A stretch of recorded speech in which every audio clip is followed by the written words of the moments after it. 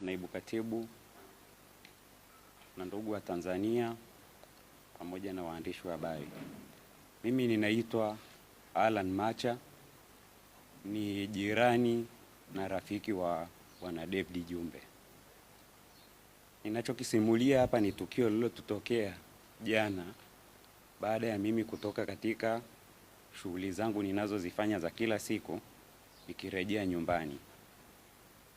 Kwanza, Bwana David Jumbe ambaye ni jirani yangu na rafiki yangu, nilikuwa nina muda mrefu hatujaonana kutokana na hali ya sintofahamu ya usalama wake ndani ya nchi yetu. Lakini kwa bahati nzuri, jana wakati ninakaribia kutoka ofisini kwangu kurudi nyumbani, akanitafuta kwenye simu na kunieleza ya kwamba yupo katika gereji moja ambapo gari yake inarekebishwa. Kwa hiyo ninaweza kumpiki kwa sababu mimi nilikuwa na gari na kuweza kurejea naye nyumbani kwa sababu tunaishi mtaa mmoja. Baada ya kumpiki, tulikurejea nyumbani pamoja kwenye majira ya saa 4 na kama dakika 5 hivi usiku. Wakati tumekaribia karibu na nyumbani kwake kwenye umbali wa takribani mita 20 au 25 kutoka kwenye nyumba yake na eneo la tukio lilipotokea, tukaiona gari inatufuata nyuma ikiwa spidi sana na pikipiki mbili zikiwa zinaieskoti. Ile gari ilivyokuwa spidi, nikamuuliza kwa sababu mimi nilimuomba yeye aendeshe gari baada ya kukutana naye garage kwa sababu ninaumwa mgongo, nikamuomba anisaidie kuendesha ili turudi pamoja. Nikamuuliza, unaona hiyo gari inavyokuja kwa spidi hiyo? Akasema na mimi simuelewi, na barabara ilivyo mbovu hivi, mbona hii spidi sio ya kawaida? Nikamwambia basi mpishe apite. Kile kitendo cha yeye kusogea kushoto ili ile gari ipite, ikaja ikablock mara ya kwanza. Akaendelea kusogea mbele na kubana kushoto zaidi, ikablock tena mara ya pili. Ikabidi na yeye atoke resi akimbie mahali ambapo pana uwazi, panafanyika shughuli za ufyatuaji wa matofali na uuzwaji wa vifaa vya ujenzi, panaka space. Ile gari ikaja ikablock kabisa, na kwenye ile gari iliyokuwa inatublock ambayo ni Toyota Probox, namba sikuweza kuisoma kwa haraka, lakini inamalizikia na EDE. Wakashuka watu takribani 6 au zaidi. Na kile kitendo cha wao kushuka, kwa sababu sisi kwenye gari tulikuwa tujaweka lock milango, haraka sana tukajikuta tayari wameshafungua milango ya gari letu na kujitambulisha ya kwamba wao ni askari polisi, tuko chini ya ulinzi. Lakini kwa ghafla kile kitendo walivyokuwa wanakifanya kilikuwa yani kama vile ni jambo la kimafia, kama vile mtu anavyoangalia movie za utekaji zilivyo. Sasa wakati ule wanasema mko chini ya ulinzi, Bwana David Jumbe akawahi kuhoji, tuko chini ya ulinzi kwa kosa gani? Na mimi pia nikauliza kosa letu ni nini? Kile kitendo cha kuuliza, yeye wakawa wameshagawanyika watu zaidi ya 4 wanapambana naye ili wamtoe pale kwenye uskani wampakie kwenye Probox. Na mimi wengine wakawa tayari wamesha nikamata na mimi wanataka wanipakie kwenye Probox. Nikajishika kwa nguvu huku nikipiga mayowe na kelele nyingi kwa sababu pale ni karibu na nyumbani. Nikisema watekaji, wezi, nikijua tutapata msaada. Kwa bahati nzuri wakati napiga zile kelele, wakatokeza bodaboda ambao walikuwa wanarejesha watu nyumbani na wengine wanarudi baada ya kupeleka abiria. Wakawa na wao wameshuhudia lile tukio, na kile kitendo cha wale watekaji au waliojitambulisha kuwa ni askari kuona watu wanakuja, wakaingia naye kwenye ile Probox na wengine wakagawanyika wakaingia kwenye ile gari yangu, na gari yangu ndio ikawa ya kwanza mbele kuongoza msafara wa kukimbia. Kwa vile bodaboda walishafika na sisi tulipiga makelele mengi, ikabidi wazifukuze. Mimi wakati napiga kelele nilibahatika kutoka na simu yangu. Kuna rafiki yangu yuko maeneo ya karibu na Mingoi, ana kapabu ka grocery fulani hivi pale, na huwa kuna mara nyingi mimi huwa nikitoka ofisini naweza nikapita pale nikaspendi muda kidogo pale na kuenda nyumbani. Nikampigia simu nikamweleza scenario ya tukio lililotokea na gari yangu anaijua. Nikamwambia gari yangu tumetekwa na wameondoka na gari yangu na wameondoka na jirani yangu Jumbe, nilikuwa naye kwenye gari. Naomba kama mnaweza mweke beria ili wakifika hapo tujue kweli ni watu gani. Kwa hiyo ile taarifa nilivyoitoa haraka, kwa sababu mimi vijana wengi wanaoendesha bodaboda pale wananifahamu, na yule alivyokuwa ninaongea naye pale walikuwepo bodaboda kwenye ile grocery yake. Watu wengi wakawa tayari wamesha jiorganize wakiwa bodaboda na kuweka baadhi ya beria ambayo vilikuwa ni viroba vyenye vifusi na baadhi ya mabenchi. Na mimi nikawa nimepakiwa na bodaboda ambaye alishuhudia lile tukio wakati linafanyika, zile rapsha. Kwa hiyo tukawa tunaifukuza ile gari yangu ambayo iko mbele na ile probox yao iko nyuma ya ile gari yangu. Sasa mimi nikawa tayari nina taharuki. Mimi ninachokitamani ni kuiblock ile gari yangu, ingawaje tuko na pikipiki. Kwa hiyo tukaipita ile probox ambayo alikuwa amebebwa yeye. Spidi zile gari zilizokuwa zinatembea ni spidi ya ajabu sana. Mimi mwenyewe hiyo gari ninayo zaidi ya miaka 6, lakini sikuwahi kuamini kama ile gari ina mwendo huo.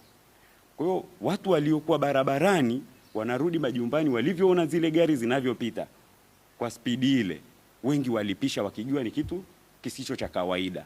Kwa hiyo ile tukio tumelifukuza zile gari mpaka kufika pale kwenye beria, ndio na wao wakapunguza mwendo. Nikaendelea kupaza sauti na kupiga kelele, watekaji wamemchukua Jumbe na gari yangu wako nayo. Na kwa vile watu wananiona mimi ninapiga kelele na gari yangu wanaifahamu, kweli wakajua ni tukio la kweli. Likazidi kuwavuta watu wengi pamoja na bodaboda wa Kijiwe cha Mingoi wengi wao. Kwa hiyo wale walivyoona bado watu wanazidi kuongezeka, wakaangalia pale palikokuwa na ile beria, wakagonga, wakapita. Hiyo process ya kukimbizana na bodaboda wanafuzia nyuma ikaendelea mpaka tukapita Bunju. Wakati inafika Bunju, ikawa barabarani kulikuwa kuna trekta linarudi majira ya kwenye saa 4 na dakika 10 na kitu. Kwa hiyo sisi wale bodaboda wakawa hawawezi kwenda tena kwa kumaintain ile spidi waliokuwa nayo, lakini wale wakatoa kushoto na wakaenda kwa spidi ile ile. Bahati nzuri yule mimi ndugu yangu au rafiki yangu nilimpigia simu nikimwambia tumetekwa na gari yangu imeondoka, ambaye alikuwa ndio mmiliki wa ile grocery, ni mwanajeshi. Akaniambia mimi nimechukua pikipiki kwenye simu, niko nao, kwa hiyo nyinyi endeleeni kuja. Kwa hiyo sisi na mimi nikawaomba wale bodaboda wasiache kutupa support, tuweze kukimbiza, tujue kama wataingia kituo cha polisi tujue basi ni polisi wenyewe, tujue jambo likoje ili nikaweze kuripoti. Cha kushangaza, walivyofika maeneo ya karibu na Boko Magengeni, wakaingia hii njia ya kuingilia kwenda Mbweni kwa spidi za ajabu sana, na watu wameshuhudia hilo tukio. Baadaye walivyoona bodaboda wanaongezeka, wakaenda wakazunguka, wakarudia hii barabara kama wanarudi sasa ile njia walioingilia. Walivyofika maeneo ya ile baa moja inaitwa Mashati, wakafyatua risasi kama 2 juu ili watu wapungue, lakini bado bodaboda wakaendelea. Wakafika barabara ya mbele yake, wakaingia sasa moja kwa moja hii barabara ya kunyoosha kwenda Mbweni kule kuliko na ule msitu wa eneo la usalama. Walivyoenda wakafika pale kwenye ile beria, kwa sababu ile barabara ina beria. Walivyofika kwenye beria hawakwenda tena kwa spidi ile, wakapunguza spidi na baadaye wakazima magari, wakapaki, wakashuka wote ndani, wakafyatua risasi nyingi sana kuelekea kule ambako bodaboda walikuwa wanazifukuzia. Kwa bodaboda wengi na watu ambao walikuwa wanasogea wakaona ile taharuki, tukaanza kurudi nyuma kwa kukimbia pia. Walioweza kugeuka na bodaboda walioweza kukimbia kwa miguu, lakini baadaye bodaboda wakasema hapana, tusikimbie.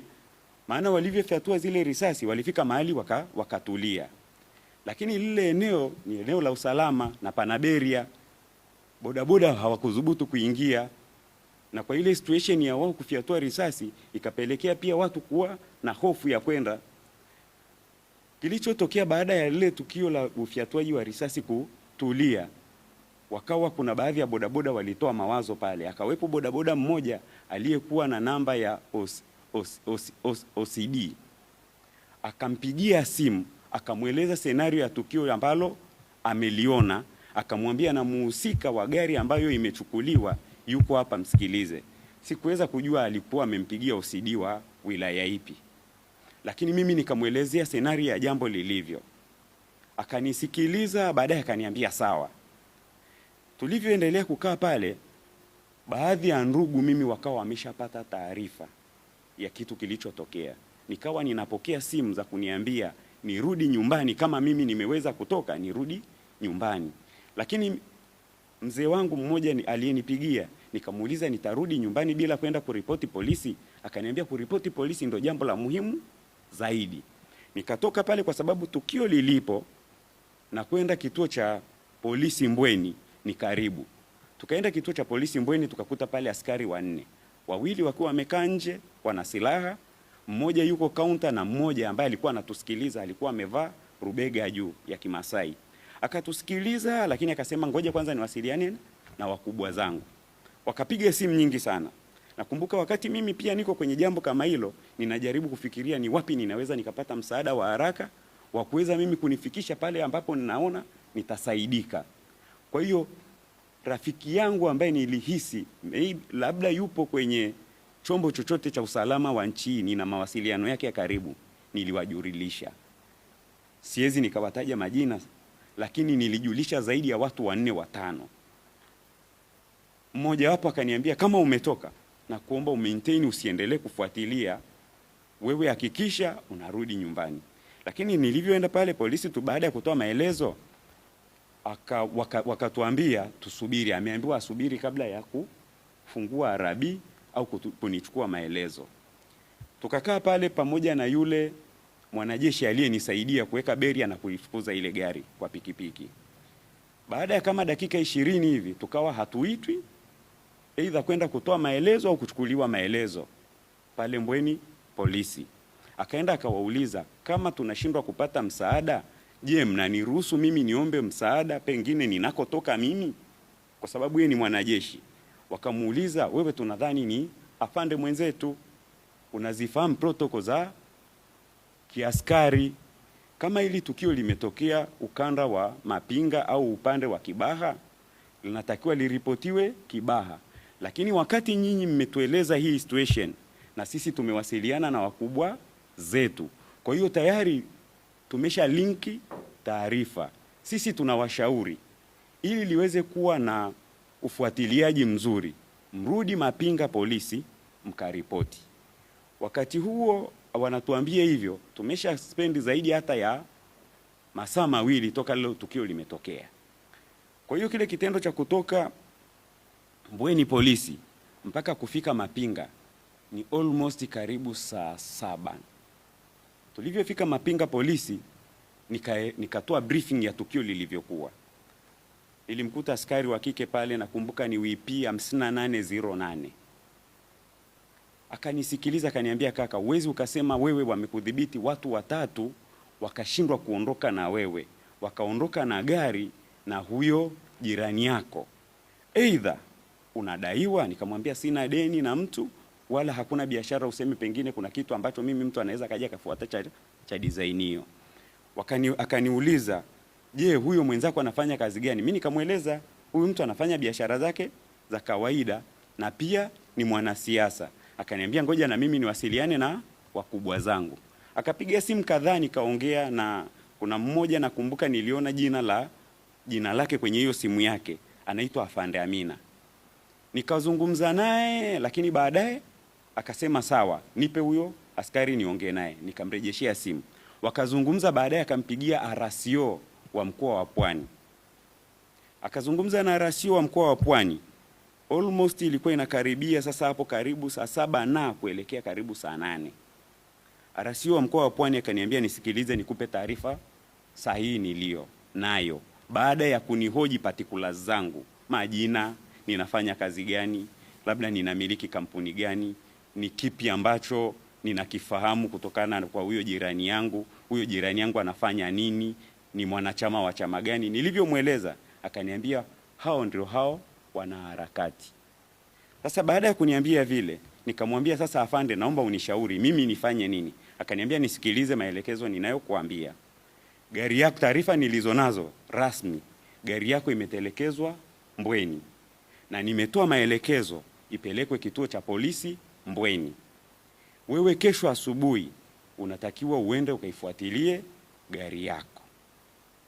Nikamuuliza, nikamwambia samani afande, naomba nikuulize, kwenye gari nilikuwa nina laptop ambayo ndio kila kitu kwenye kampuni yangu, ndio imebeba kila kitu, particulars zote kwenye kampuni yangu, na pia nilikuwa nina fedha taslim kwenye begi.